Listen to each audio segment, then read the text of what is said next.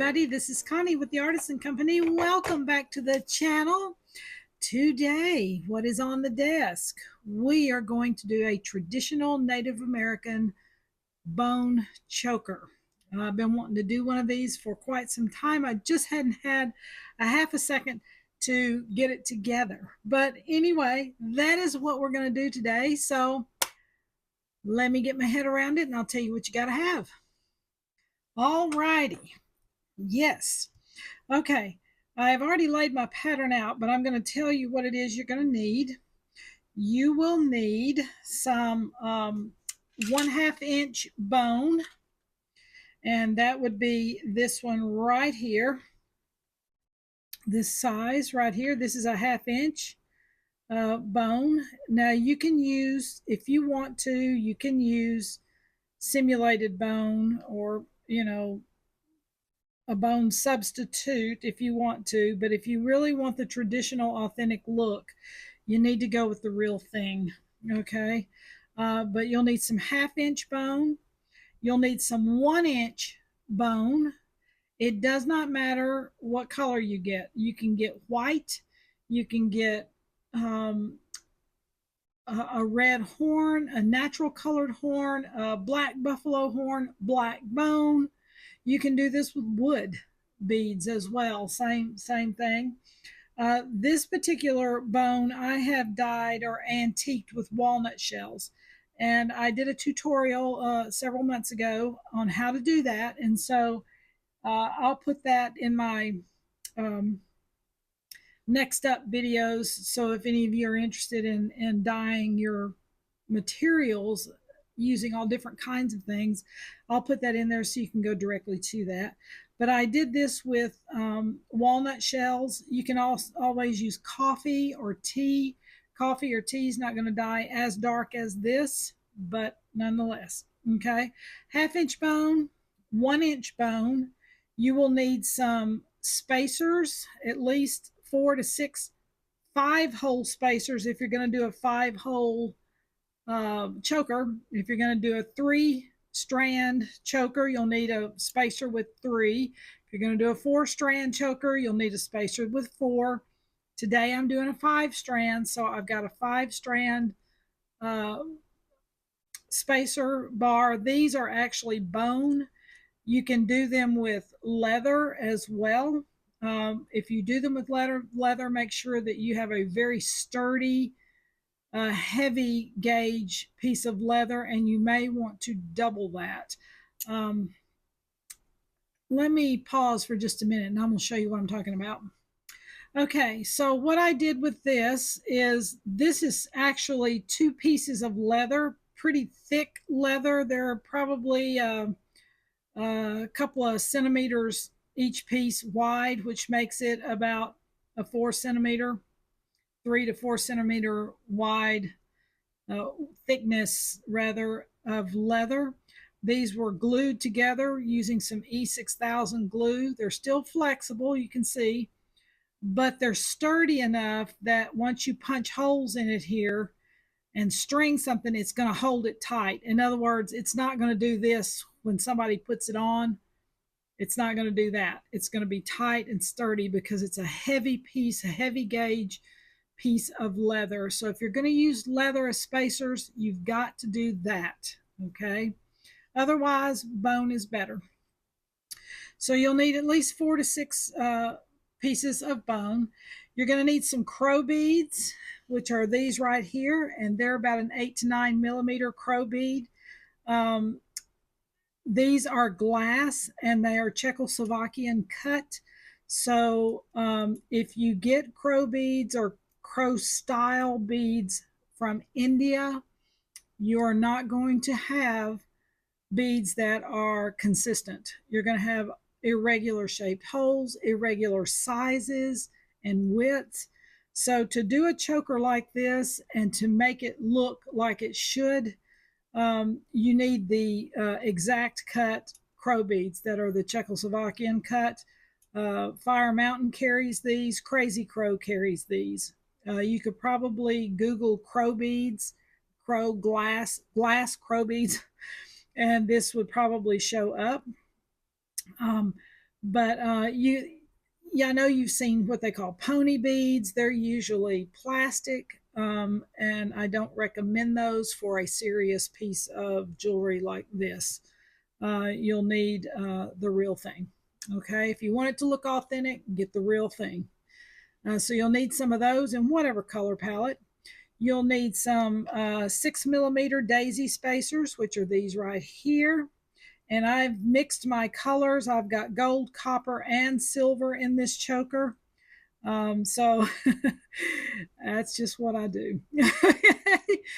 You'll need 8 millimeter oval brass beads, which are these. And that's what's right here in this centerpiece right here. I got these from Crazy Crow. I imagine if you just Googled brass beads, you would find all kinds of things, but they're 8 millimeter. You'll need some 5 millimeter silver beads, which are these right here.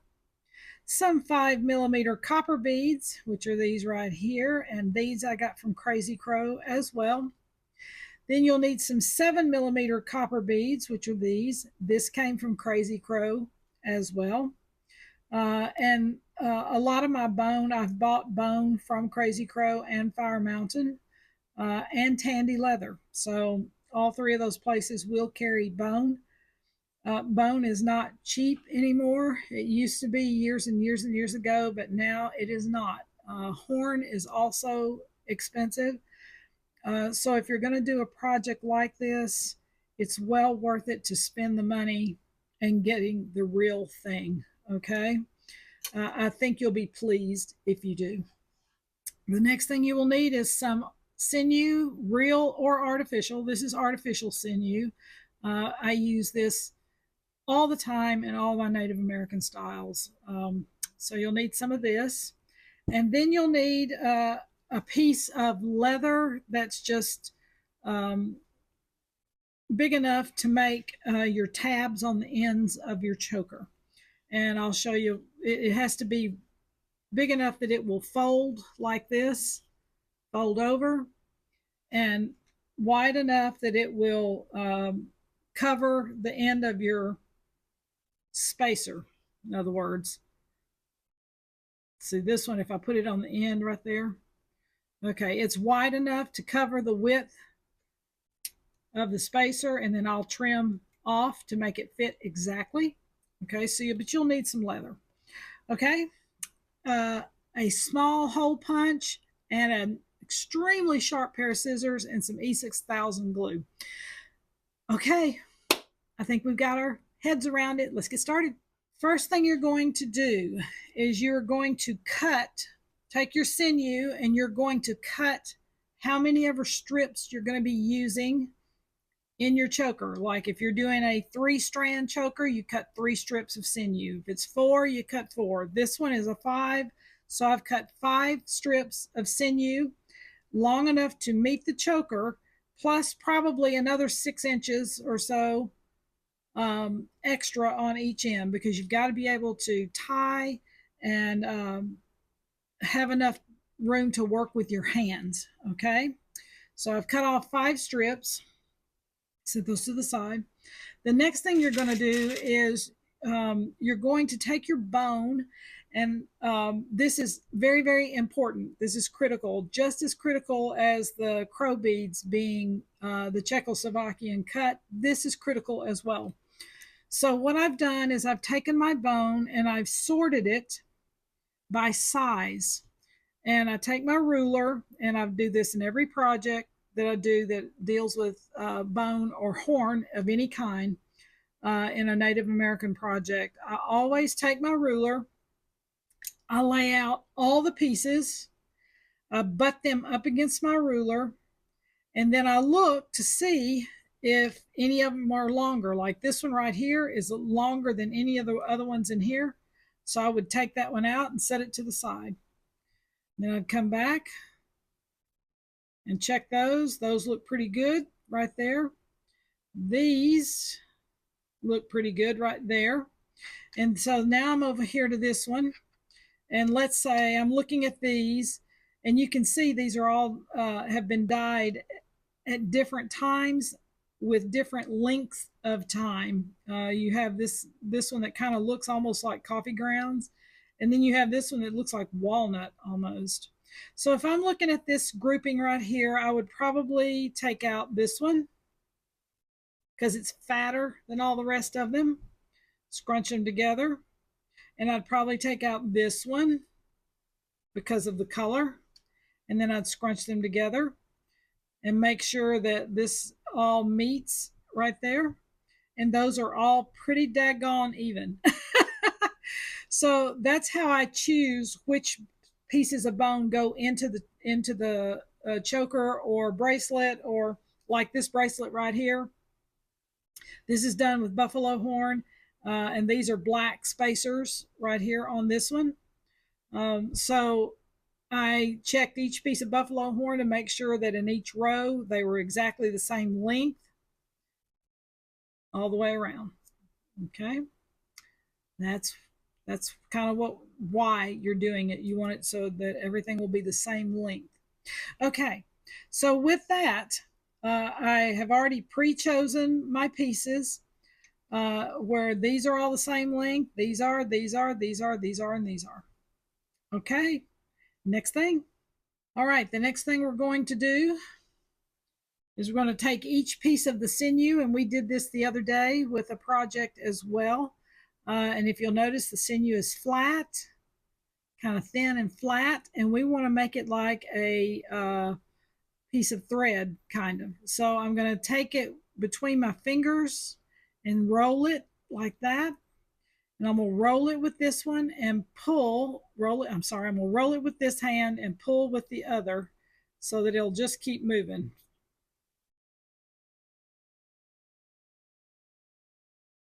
Yeah, we did this with another project the other day. And so what this does is this strengthens the sinew into a piece of thread so it doesn't fray as much. And also, I know a lot of times, a lot of my native friends that I learned from, um, if they were working with something that had itty bitty tiny holes in it, let's say they were making a choker out of a specific kind of bead and it had little tiny, little bitty holes in it. A lot of times, what they would do is they would take the end of the sinew and split it. I'll show you. I'm not doing anything that tiny today, but they would take a needle or something and put it in the end of the sinew and split it like that in two, and they would pull it apart all the way down, and it would make an even thinner piece of thread. I don't do that real often because it does compromise the strength. But this artificial sinew is extremely strong and durable, unless you're got something on it that's wearing that might wear it in two. But splitting it does lose some of its strength, but it is an option if you have beads that are so tiny that this particular thickness won't go through it. Okay, now that we've done that, you're going to do this with all of the strands of sinew that you have, every one of them. So you can go ahead and do that. Once you get all of your sinew down to a thread, you may want to wipe your hands because the sinew does have a sticky substance on it. So you may want to wipe your hands off just a little bit.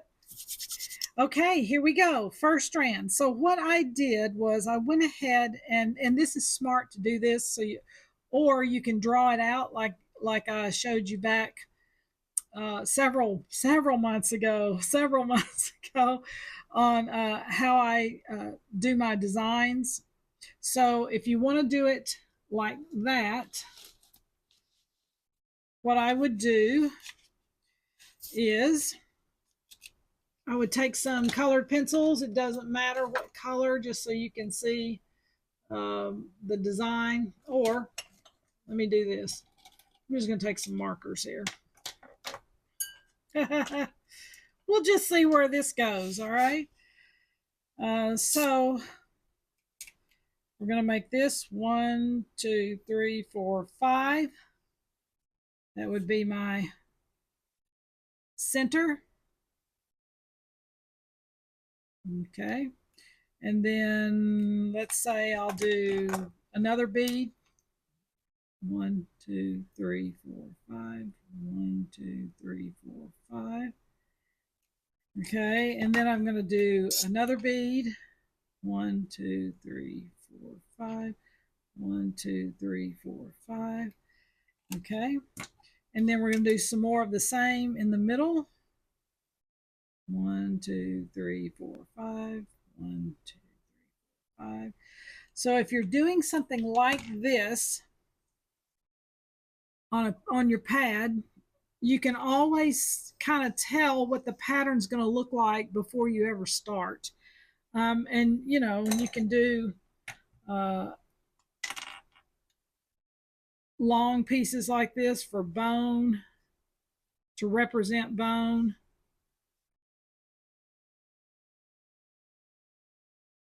And then the shorter pieces, or the smaller dots and dashes, will represent other things. So let's do it like this. 1, 2, 3, 4, 5. 1, 2, 3, 4, 5. Because I'm doing a 5 strand.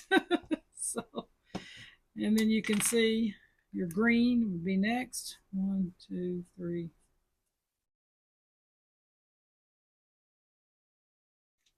Okay. And then your red.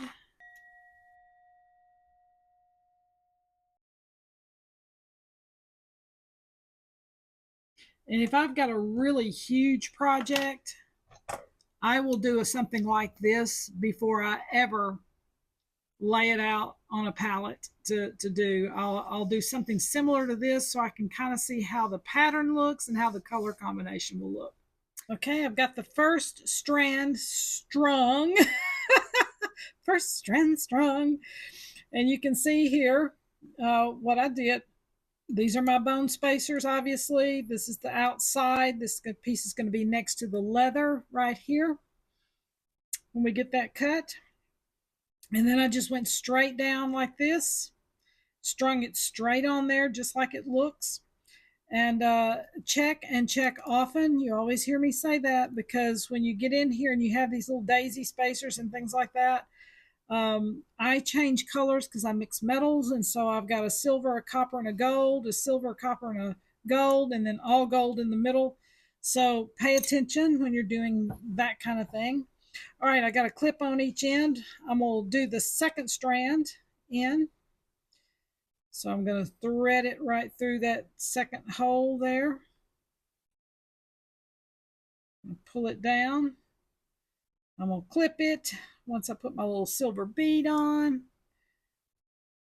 Uh-oh.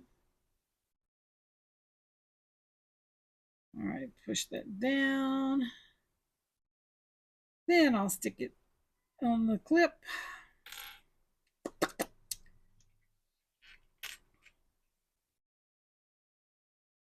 All right, that's just to hold it in place. That's all that's for. All right. Oops, don't flip on me, baby. Scoot that up. Okay.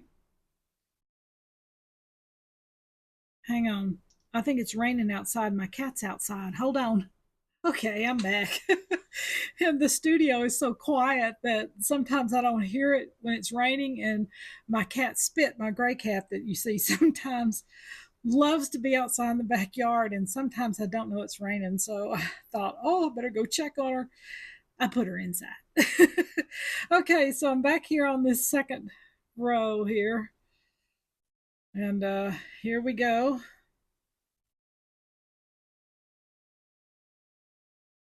I love these little daisy spacers in here because it just gives little tiny slivers of light.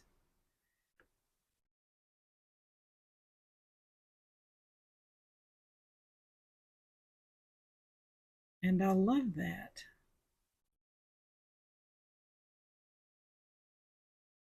All right. and checking often to make sure that everything is still what it's supposed to be. I tell you what, man, you get in one of these big projects and you've got lots of moving parts, a lot more moving parts than this one has. And oh my goodness, you just kind of go, oh, if you miss something,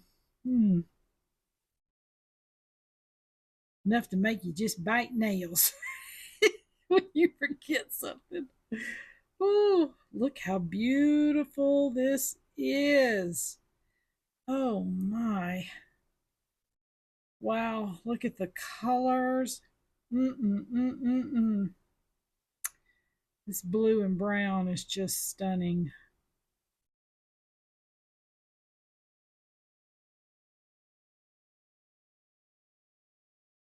I do like to lay it out though before I do it just to see what it looks like.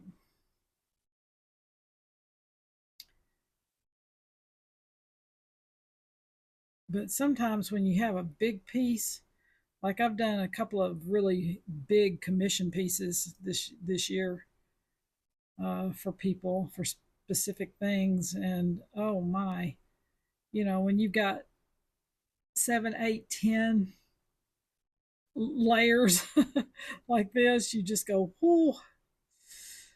Uh, Maybe we'll do something like that in the future. Alrighty.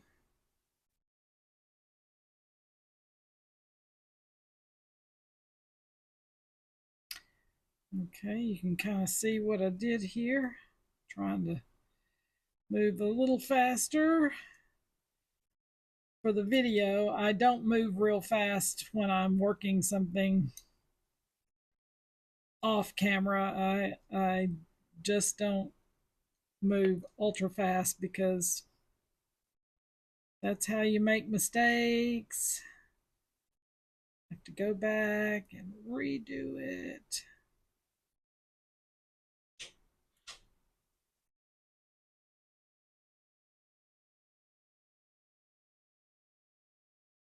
Wow, this is really beautiful. Wow, look at that. Wow, wow, wow. Ooh, I am super happy about this.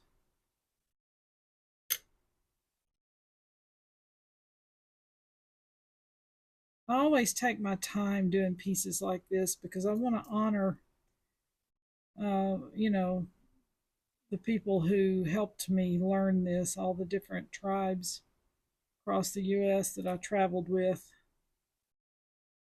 and was given this as a gift. And I try to honor this gift by doing the best piece I can do. Because when it goes out of my studio and goes on to somebody's person, it needs to be representative of a lot of different things. And excellence is one of them. Okay, so I've got strand number 2 on, and look how this is going. Oh my, this is beautiful. Woo! All right, I'm gonna work on the next few strands, and I'll be back. Okay, I'm going to show you something I'm doing here. This is not a normal thing that I do, but I wanted to make this choker a little bit different than the norm. Um, since it's a 5 strand, I decided to make the centerpiece a little different on this one than what I normally do. And so I took that center strand of the 5, strand number 3, got here to the middle, and instead of just doing this pattern here, I decided to do a different pattern. So I've, instead of the gold beads here, I did a crow bead. I did some gold, copper, gold, a crow bead, and then the gold, copper, and silver. So I think it's going to make for an interesting centerpiece when I get these other 2 strands on, which will be identical to these. Just the middle one's going to be different in the center. So that's what I did. So I'm going to go ahead and bead this. I'm going to bead the other 2 strands, and then we'll be back. Okay, here's where we are in this. Oh my, we're close to the end, but look at this, guys. Is this not stunning? Oh my goodness. I'm glad I changed the design in the center. It almost looks like a little cross there. Isn't that beautiful? It's not something you see real often in native chokers, but I love the way it turned out. And I'll probably do that again in the future if I do a 5 strand. All right, so the next thing we're going to do is we are going to cut our leather for the ends. And so what you do is you measure the end of your uh, spacer. I need some coffee. And this spacer is literally 1.5 inches long. Okay, so you're going to cut your leather to fit 1.5 inches. So I'm going to go cut this on my board. But what I'll do is I will get on my board and I'm going to cut an even strip right there. Okay. And I know that it's going to have to be 1.5 inches long. So I'm going to measure in, I'm going to cut right here. So my strip will be here. And then I'm going to even the ends here so that it will be a complete rectangle once I'm finished. Okay, we'll go cut that and I'll be back. Alrighty, we're almost to the end of this project. So I went and I cut my leather where my ties are going to go. And you can see right here that it matches up with the spacer on the end. You want it to be even with that, not sticking out past it or too short. You want it to be exactly the same length or width as the spacer on the end. Okay, so I did that. The next thing we're going to do is we're going to round off our corners on the leather. And so we are going to take our scissors and we're going to turn as we are clipping. Flip it over. And you're going to turn while you're clipping. And don't do this in a hurry. And if you'll flip it instead of turning it around this way and turn, if you'll just flip it, you'll get a pretty much even turn on both sides. All right, let's get this one done.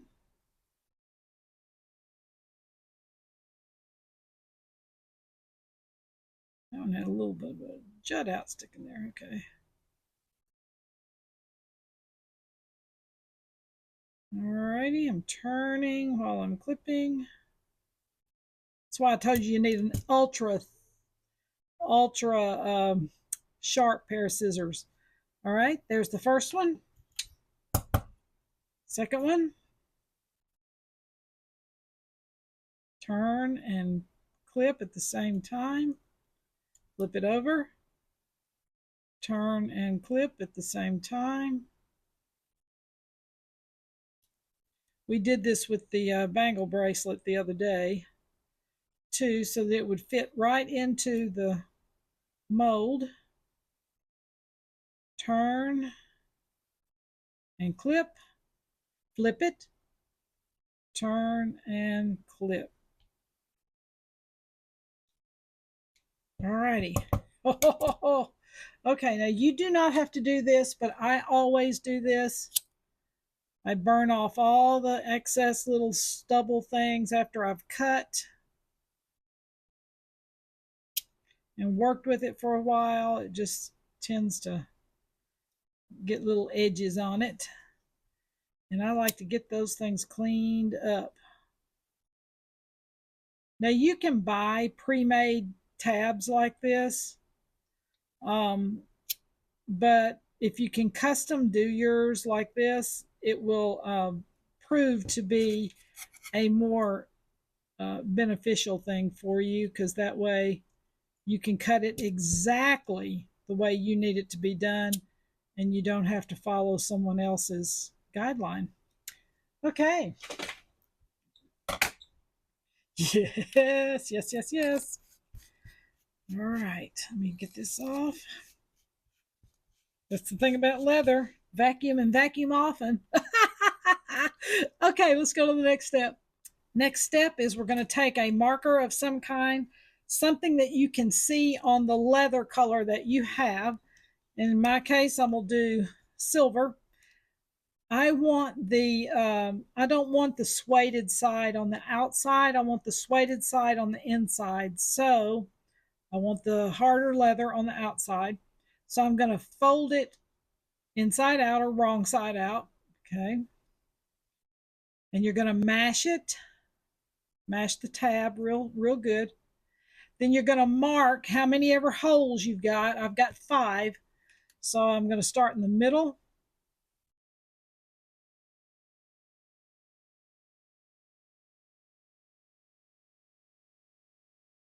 And mark my little holes evenly all the way down, just like that.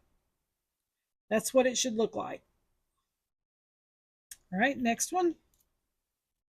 Wrong side out. I'm going to mash it so I get a good fold there. Start in the middle. My marker's about marked out. I need a new one. Nothing lasts forever, does it? Okay. So I've got those marked there. All right. Next thing is get your trusty hole punch, and you're going to start punching holes right where you had those little marks.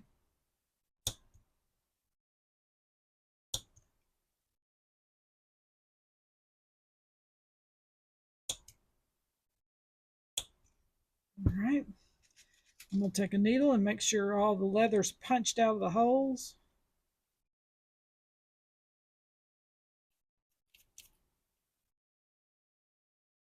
That little spot right there. All right. So that one's done. Next, let's get the punch in.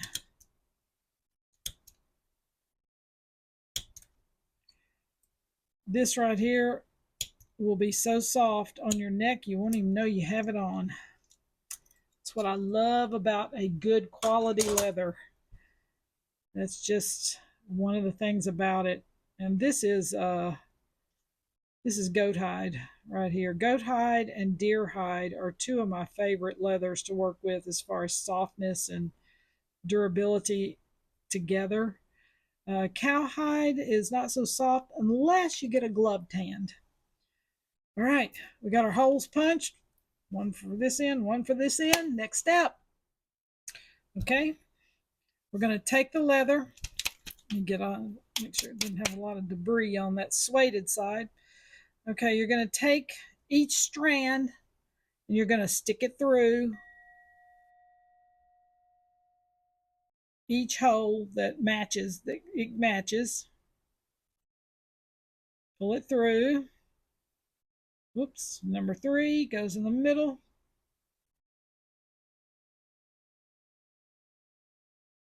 Number 4, 4, 4. All right. And number 5 goes in the last hole. Whoops, got to twist him a little bit. He needs a little help. Okay. So here's where you are.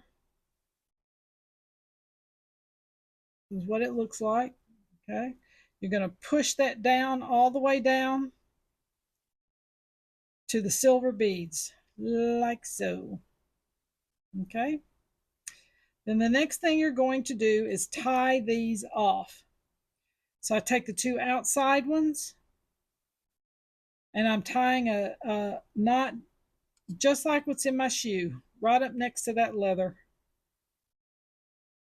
And I'm going to do a double one.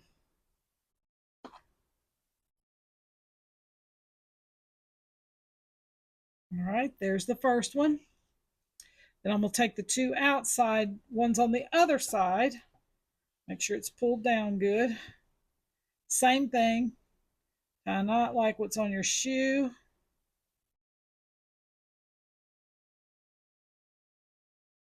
And then I'm going to tie it again, double.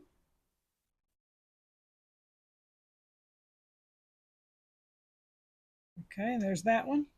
All right, then you have this center strand. Whoop, I don't want to cut him. I pulled him too far. No, no. Okay, so what you're going to do is whichever strands are facing it, like this one is facing it and this one is facing it, take either one of those that's closest to it and you're going to tie a knot off there.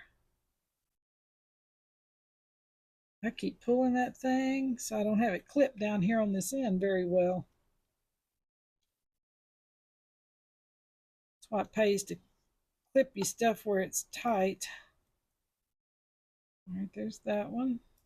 And I'm going to take the other strand that it's closest to and knot that one. So you're basically going to have a row of knots right across that center right there. All right. So you got that pretty good right there. Okay, it should look like this at this juncture. Okay, I'm going to open it back up, take my scissors. I'm going to clip the excess sinew off, but don't clip it off right next to the knot. You want to leave some little stragglers there. Don't clip it next to the knot. All right. Then you're going to take your E6000 glue and something to spread it with. And you're going to get it right on those knots, right there, right in the middle. It's the first place you're going to go.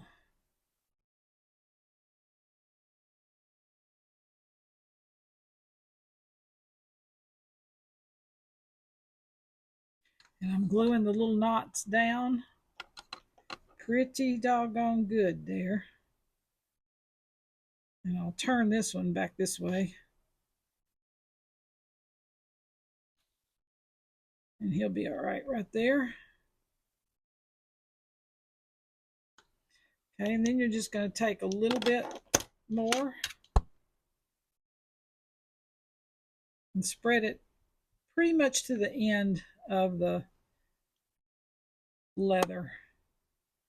Now don't glob it on there too much because you know it doesn't take much to stick. All right. Then you're going to fold that piece over just like that where it's even on the ends right there.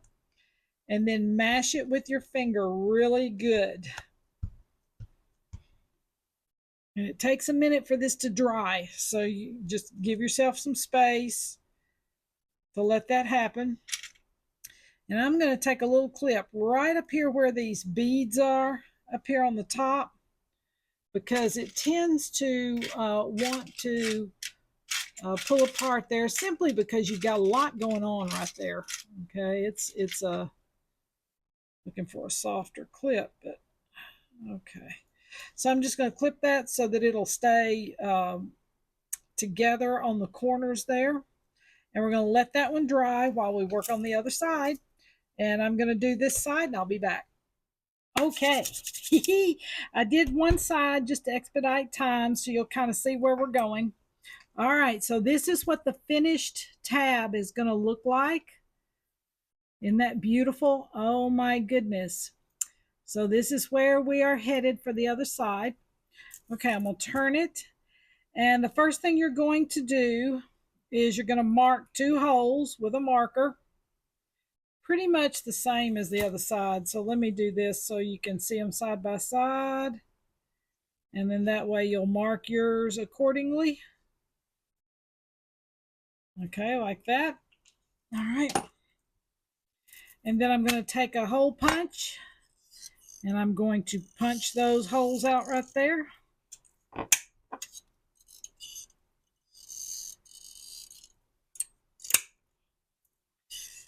I'm just going to tell you, this is the best way to do uh, the endings on these chokers because they're so much more comfortable than some of the others ways. Okay, so we've got that. Then you're going to need a piece of lacing of some kind. I do know people who have used cotton cord, um, which you can do that. I actually did that on someone's a few weeks ago because they had asked for that, so I did that. But I'm using deer lacing here, and you're going to cut on each end of the lacing so it'll make a nice little point, like so. Alrighty. Then you're going to take these two ends and you're going to thread them through the bottom on each side.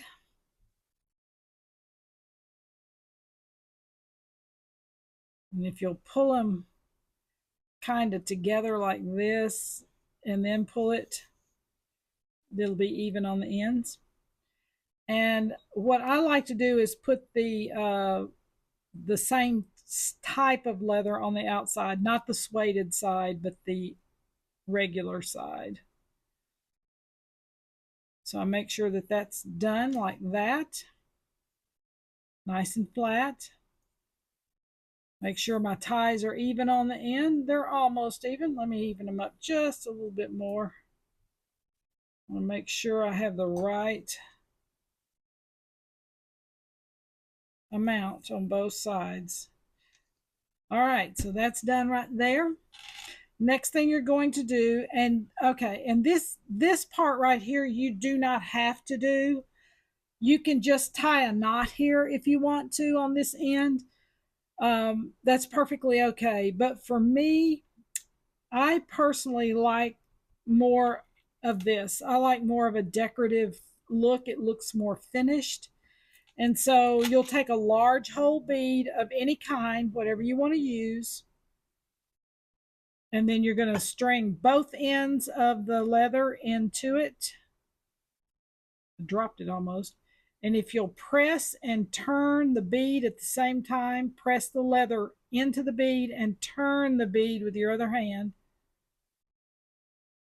it should come right on through. I see it coming right there.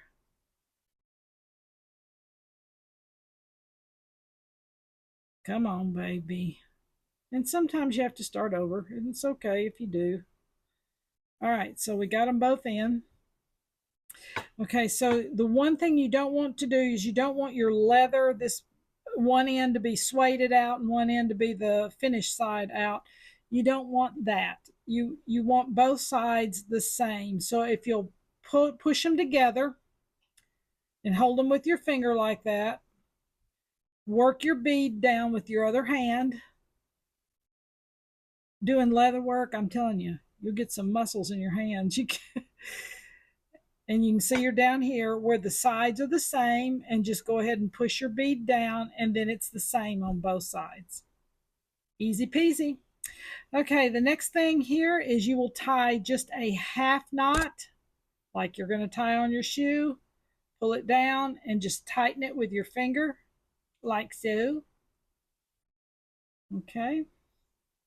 Now, you could be done now if you want to, but I always do this too. You don't have to do this. You can just tie a little knot on the end if you want to and be done. But I think it's so much prettier with the decorative beads on the end, because if the tie is hanging anywhere down the back or on the outside of a garment, it's going to look pretty. It's going to look finished and pretty. So I always do that, whether it's a guy wearing it or a girl. It doesn't matter to me. I want both people to look good. So if they're wearing my choker, they got to look good. That's all there is to it. So, okay, so I'm just tying a little tiny half knot, like we were saying earlier. I had the end of it. What did I do with it? Oh, there it is. Ah. And you're going to pull it all the way down to as far down to the tip end as you can. And you have to kind of work with it with your fingers like that, and then pull the bead down. Okay, let's put the last one on. Oh, this is so exciting. Oh, guys, this is so much fun. I love doing Native American stuff and Southwestern stuff. That's what I cut my teeth on.